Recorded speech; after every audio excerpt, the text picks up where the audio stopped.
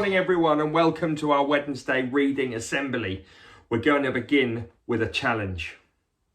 I need you to pause the video, grab this and a sharp pencil or a pen, and we'll start with a challenge.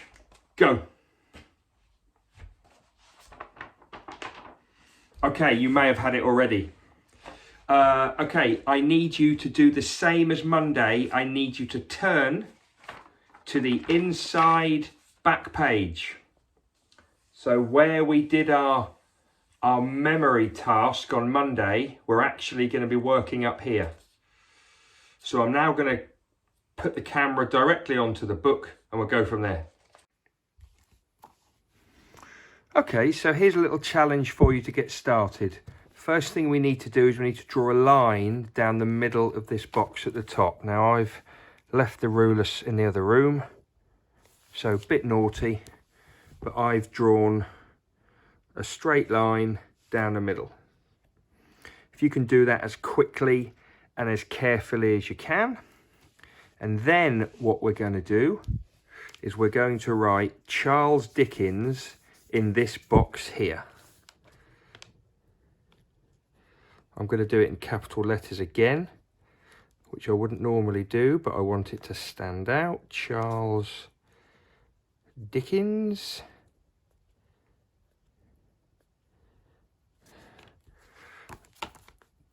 Bit cheeky, used a book again. Right, now I'll give you a few seconds to get that finished. An adult can help you. Now, here's the challenge.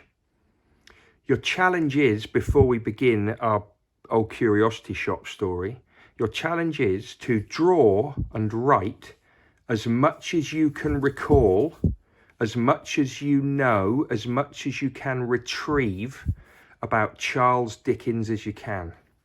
So think about all the learning we've done about Charles Dickens. Think about the picture of Charles Dickens and him as a man and as an author. Think about what we know about him as a child, what we know about his house, who he had with him. Think about his books. Think about everything you know about Charles Dickens. Adults can help you, especially if you're one of our younger children. But, you know, year 4, 5, 6, you should be blitzing this. Bit of fun then. I'm only going to give you about 3 minutes to do this. About 3 minutes. If you think of only 1 to 2 things about Charles Dickens, then you're Murdstone. Ugh, what a guy. If you think of 3 to 4 things, then you are Uriah Heep, that snake-like villain. If you think of 5 to 6 things, then you're the Artful Dodger. So you're a little bit cheeky and a little bit more appealing. If you think of 7 to 8 things, you're David Copperfield. And if you think of 9 or more, then you are Oliver Twist. 3 minutes, as much as you know about Dickens. Pause the video and go.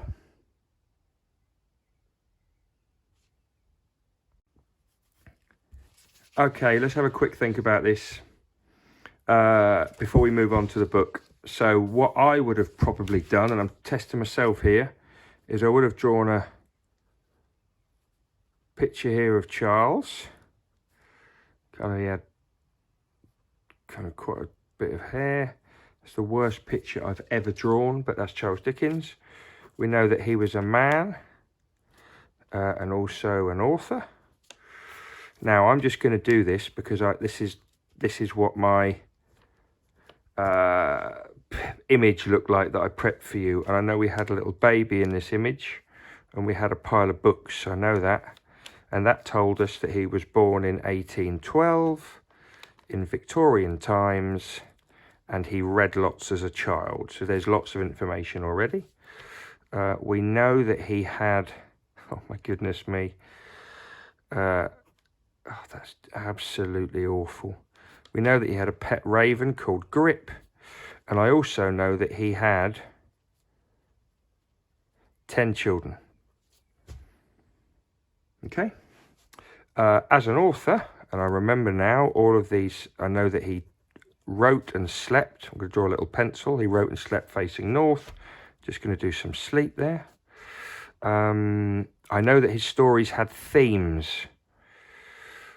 and I think it was a picture, something like that for the themes. Poverty, so somebody begging, and then rich and poor.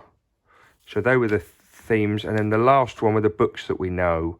So we've got Old Curiosity Shop, we've got Oliver Twist, Great Expectations, Christmas Carol, and David Copperfield.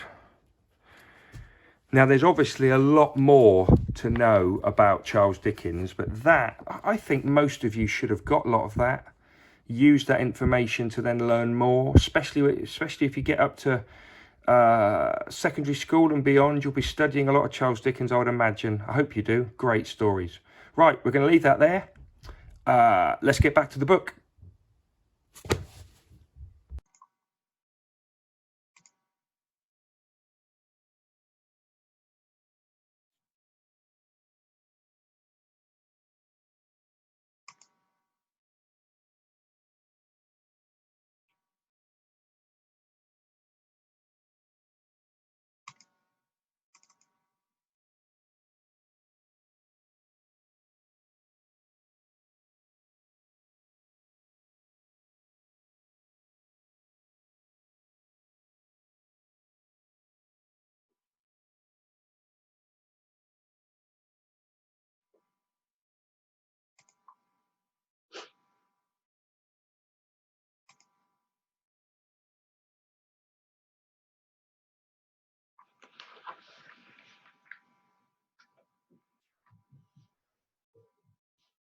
Right, we are there with the Old Curiosity Shop. Let's have a quick recap to see where we are. So, grandfather and Nell live in the Old Curiosity Shop, right over on the left-hand side. They've got a friend called Kit.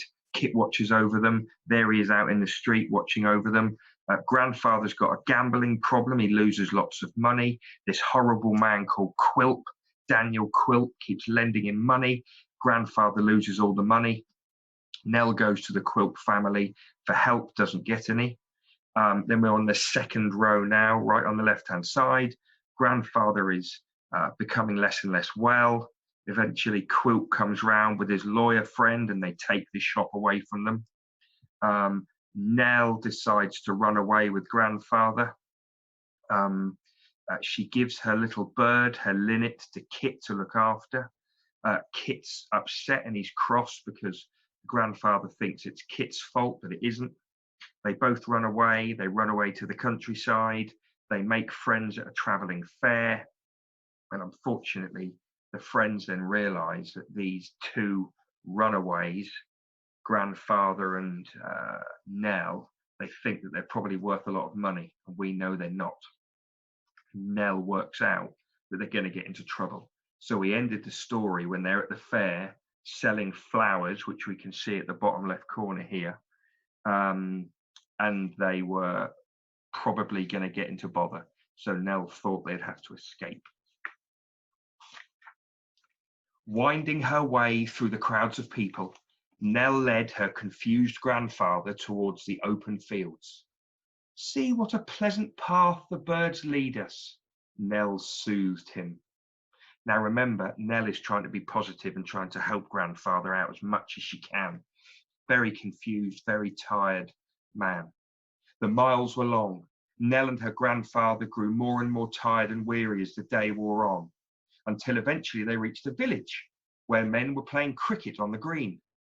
They wandered up and down and around the green, uncertain where to seek lodging, until they spotted a man sitting alone outside a school building. He seemed so lonely and sorrowful that Nell did not want to disturb him, but the slight noise that she made opening the gate caught his attention. He looked at them kindly. Nell curtsied. We're poor travellers, sir. Could you direct us somewhere we might find shelter for the night? The schoolmaster laid aside his pipe and stood up. Is she your grandchild, my friend? He addressed the old man, laying a gentle hand on Nell's head. Aye, sir, cried the old man, and she is my only comfort. Oh, you both look tired and hungry. Please come in. Surprisingly, the school was empty of children. I have given the children a half holiday this afternoon explained the schoolmaster. This weather is meant for playing outside, not for studying musty books in a dark classroom. They will be at their favourite bathing place beneath the willows, doing their best to splash away a recent sadness. Nell didn't like to ask questions, and she invited the invitation from the schoolmaster that they should remain under his roof until the morning, and she happily helped him to bring out food from his kitchen. That evening, as they sat quietly in the candlelight, the schoolmaster gave a sigh. My favourite little student. Dickens has actually used the word scholar, but I'm using a slightly different word. My favourite little student died yesterday, he explained. Every evening he came into my garden to say goodnight. He walked to his window as though looking for the boy. What a very little boy to waste away with sickness. What a very, very little boy. In the schoolmaster's grief, Nell could see how sad her grandfather would be if she should die. She forced herself to concentrate on what was good about her life and bent her mind towards its more natural, happy state of being. As she did so, her grief gave way to gratitude that she had good health to live in this beautiful world where so many children were gathered to early graves. Refreshed by 2 nights of the schoolmaster's hospitality, Nell and her grandfather bade the kind man farewell and walked slowly away. The schoolmaster called after them, "Good fortune and happiness go with you!" His blessing floated in the air as they followed the road wherever it might lead. So if we just stop for a moment, they're moving through the countryside, they're finding places to stay, they don't want to cause people problems, they don't want to be a burden on people, but grandfather's still not well and is probably getting worse, and Nell must be getting more and more anxious. By the time they'd relaxed into the afternoon, which itself dozed into a beautiful evening, the road had led them, worn and weary, to a wide open common. There were no buildings nearby, so Nell began to look for a place to shelter for the night. Suddenly, from the direction of some brambles came a shrill call, "Hey!" Looking through an opening in the hedge, Nell saw a brightly painted caravan and a substantial, well-dressed lady who was beckoning to her. As Nell approached, the lady picked up a teacup, sipped delicately, and said, "Didn't I see you at the races with those men who run the Punch and Judy show?" Nell caught her breath. Could Codlin and Smart have sent this lady after her? Well, why, do you know them, ma'am? Know them? The lady cried indignantly. I'll have you know that I am the genuine, the only Mrs. Jarley of Jarley's Waxworks. Do I look as if I'd mix with vulgar wretches like that? Mrs. Jarley invited Nell and her grandfather to join her for tea. As they drank, she observed that Nell was polite, capable, and in need of help. And by the time their cups were empty, she'd offered Nell a job as a guide in her travelling waxworks exhibition. She could provide accommodation, activity, and a modest income, and Nell accepted happily. So now Nell's been given a little job to get them some money. As the weeks passed, Nell often recalled the old curiosity shop and the window where she used to sit alone. She thought about Kit and about her little linnet. Looking at her grandfather, she wondered how much he understood of their present situation and the circumstances that had led them there. It was so sad to see him like this. While out for a walk one evening, Nell and her grandfather were caught in a sudden thunderstorm. Drenched and freezing cold, they sought shelter in an inn, where they found a group of men playing cards. Nell's grandfather turned to her with excited eyes. Now remember, it was playing cards and gambling money that got him into trouble in the first place. What money do we have? He demanded. But little grandfather, answered Nell, trying to hide her almost empty purse from his view. Give it to me. He snatched at the purse, recognizing in his eyes the old familiar thirst for gain and being greedy. Nell knew that it was useless to fight him. Nell, this is all for you, he said as he sat down at the gaming table. Everybody forgot Nell as she watched her grandfather lose their money. In her damp, trembling hand, she held the few coins she had succeeded in keeping from him. That night, Nell awoke from an uneasy sleep with the uncomfortable feeling that she was being watched. Terrified, she lay perfectly still. She could find no voice to cry for help, no power to move. There was indeed a figure in her room. It crept by her bed, it rifled through her clothes, and then it left. Nell rose and followed the thief to her grandfather's room. There he crouched, his face pinched, his eyes bright with greed, counting the money. Mrs. Jarley has money too, he muttered to himself. It will be softly done. Nell's fear suddenly turned to sadness. Her own grandfather had stolen from her the little money that they had, and she knew what he intended to do with it. God bless him, Nell whispered softly, tears running down her cheeks. How can I save him? Nell couldn't sleep. How much happier they had been without such cares. How contented and blessed they had felt. Now her heart was heavy and oppressed. She had no doubt that her grandfather's reawakened hunger for gambling would lead him to try to steal from Mrs. Jarley. He would be caught and taken away, and they would be separated. There was one thing, only one thing to do. They had to run away again. Right, so just before we finish with some shout outs, we've now got grandfather, who I think we all felt sorry for. We all were looking after and really thinking about his character and how weak and vulnerable he was. And now his character has turned into somebody who's now becoming aggressive. He is addicted. He is obsessed. He is become greedy. You need to talk to your families about greed and about addiction. That's when something takes over your body and you can't stop doing something. And the grandfather is desperate to get money for Nell, but he's so desperate he's now starting to steal, and it's putting Nell in a really difficult position. Next week, we've got a character coming back. You can probably work out who it is, and you're probably not going to like it.